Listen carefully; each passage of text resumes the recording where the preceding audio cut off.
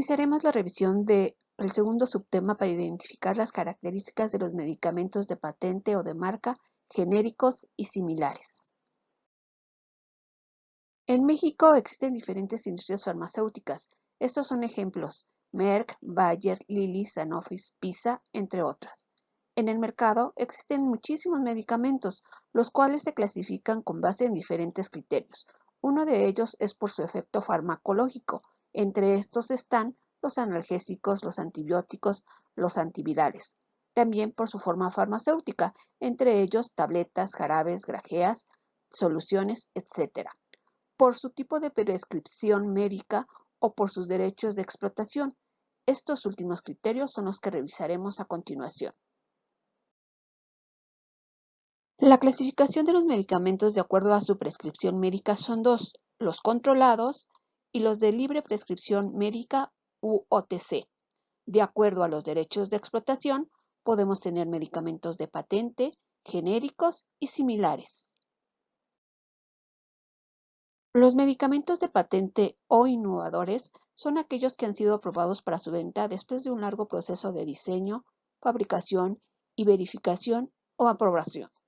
En su etiqueta o marbete contiene el nombre distintivo o comercial, el nombre genérico o del principio activo, una marca de agua, el nombre del laboratorio y la dirección, el número de lote, la fecha de caducidad, entre otros datos.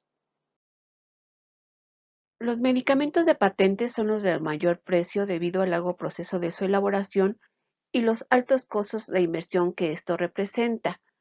Para que un medicamento pueda salir a la venta, tiene que pasar por 4 etapas. La primera etapa es la fase preclínica, en donde a través de ensayos de laboratorio se establece cuál es la formulación exacta de dicho medicamento. Esta etapa tiene una duración aproximada de 4 años.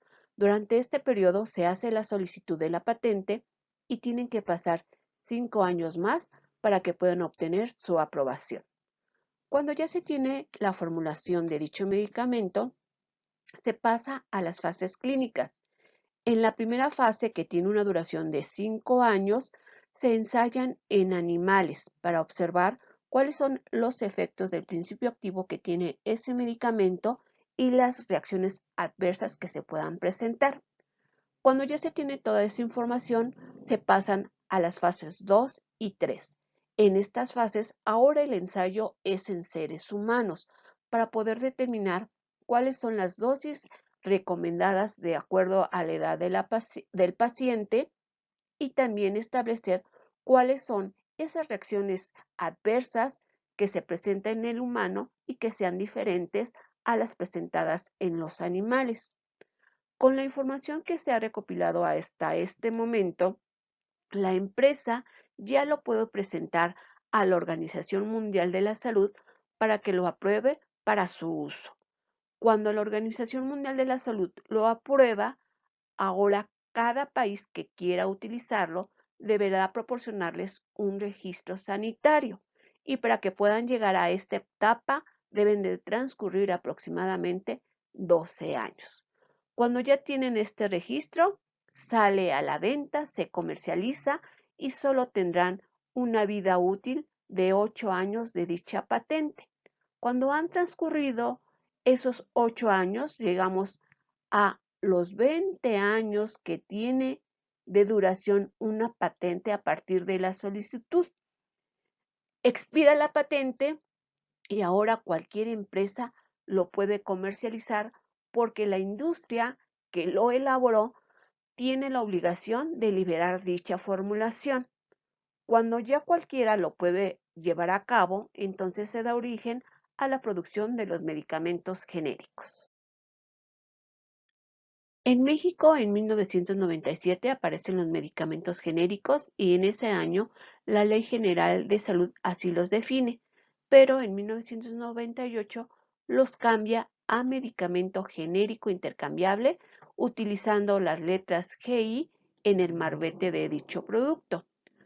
Para que algún medicamento genérico entre a nuestro país, debe de cumplir con las respectivas pruebas de bioequivalencia para que garanticen su eficacia de acuerdo a las características de la población. y actualmente en los medicamentos aparece solamente la letra G. En el 2014, el Reglamento de Insumos para la Salud estableció para los medicamentos genéricos una nueva definición. Establece que son especialidades farmacéuticas que deben cumplir con las siguientes características. Primero, que presenten el mismo fármaco o sustancia activa y la misma forma farmacéutica. Segundo, que la concentración o potencia sea la misma. Tercero, que la vía de administración también sea la misma que el medicamento innovador o el medicamento de patente haya establecido, y también debe de cumplir con las especificaciones farmacopeicas, con los perfiles de disolución o de biodisponibilidad y otros parámetros que en la Farmacopea Nacional Mexicana se establecen para que se garantice que realmente son equivalentes al medicamento de referencia o innovador. Los medicamentos genéricos se conocen e implantan desde hace más de 40 años en el mundo, en Estados Unidos, Inglaterra, Japón, Francia, Nueva Zelanda, Australia, Brasil, Canadá, España, Italia, Polonia, Panamá, Turquía y Taiwán, entre otros. El mercado de los genéricos es sumamente amplio. El país que más medicamentos genéricos consume es nuestro país, con un 84%, seguido de Estados Unidos con un 69%, lo mismo que Dinamarca, posteriormente Inglaterra y Canadá. El amplio mercado de los genéricos en nuestro país llevó a la creación de una asociación para agrupar aquellas industrias que se dedican a este proceso. Entre ellas está Allen, Apotex, Hormonas, Medimar, Randall, Teva.